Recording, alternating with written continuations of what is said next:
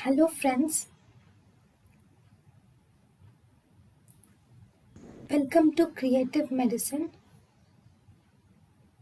In this lecture, we will learn about Then all the women presents with thick curdy a woman presents with thick curdy white vaginal discharge. The treatment for her is thick curdy white vaginal discharge is caused mainly by candida. So the treatment of candida is we do metronidazole is the best treatment for candida. Then next, creamy fishy odor is caused by Gardnerella.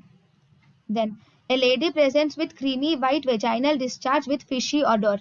The drug of choice is creamy white vaginal discharge with fishy odor is actually bacterial vaginosis, which is caused by Gardnerella vaginosis.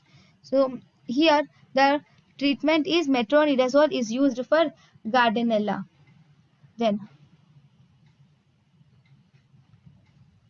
most common site of genital tuberculosis is fallopian tube.